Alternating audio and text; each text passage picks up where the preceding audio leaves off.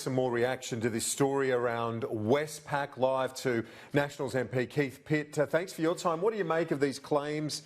AUSTRAC applying for civil penalty orders against Westpac. Some very disturbing claims among this, including the extraordinary suggestion that there were 23 million contraventions when it comes to the Anti-Money Laundering and Counter-Terrorism Financing Act.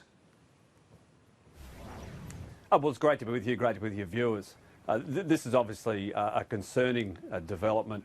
Obviously, it is also before the courts currently, and there's an application, as you know, from AUSTRAC for civil penalties.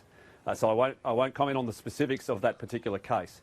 But what I will say is that to all Australians, it doesn't matter how big an organisation may be or how small, you have to comply with the law, and the enforcement agencies of this country will do their jobs. And it is just shocking to see even these charges being brought to the federal court. This is as severe as it gets, considering we had allegations of charging dead customers fees for advice to nearly take down the big four banks and big financial institutions. This just goes that much further. Well, as I've said, it's obviously very concerning in regards to the allegations. It is a case with an application before the courts. I don't want to get bogged down into the details of that particular case. But once again, regardless of how large your organisation may be, how big your company is, what it is that you may or may not be doing, you do have to comply with the law in this country. Our regulators are out there doing their job. AUSTRAC has obviously identified a very large amount of issues with this particular case. And I'll be very interested and keep a very close eye on what the results are with the federal court application. When we look at some other issues now, the infrastructure spend from the government, nearly $4 billion brought forward.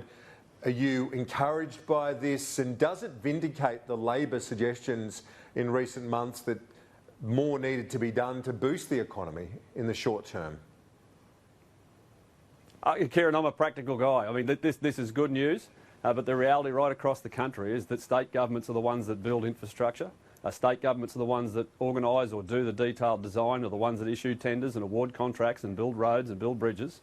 The federal government provides funding as and when is required. We had announced our money, but it's about time the Queensland Labor government got on board with what is needed in order to drive our economy in Queensland. I mean, this is an additional, this is $1.8 billion. An additional $680 million from the federal government, is my understanding, just announced a few minutes ago, as I'm sure you're all aware.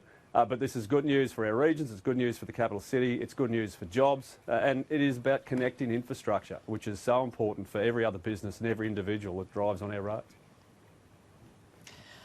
Labor has said that this money won't hit the economy soon enough, that even if these plans are approved and the money comes through for the funding, it still won't hit the economy in the way of groundbreaking jobs for at least 2 to 3 years.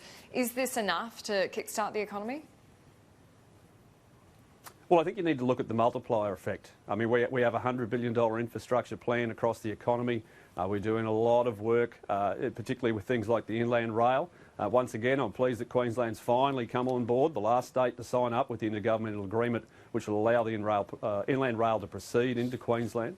These things do take time. We can't just spray cash around the economy and hope we hit the right mark. I mean, that is the Labor approach. And if people wanted that, they would have voted for the Labor Party at the last election. So we're taking a very measured and considered approach to the taxpayers' money being expended. Obviously, around infrastructure, it does drive jobs. I mean, I look at some local issues here. We've put forward $10 million for a multi-purpose conveyor at the Bundaberg Port. On the back of that, we expect there could be 2 or up to 3 very large projects that will come on board simply because of that one piece of connected infrastructure. So it is about identifying things which are critical and delivering them at a time of need. Keith Pitt, appreciate your time. Thanks.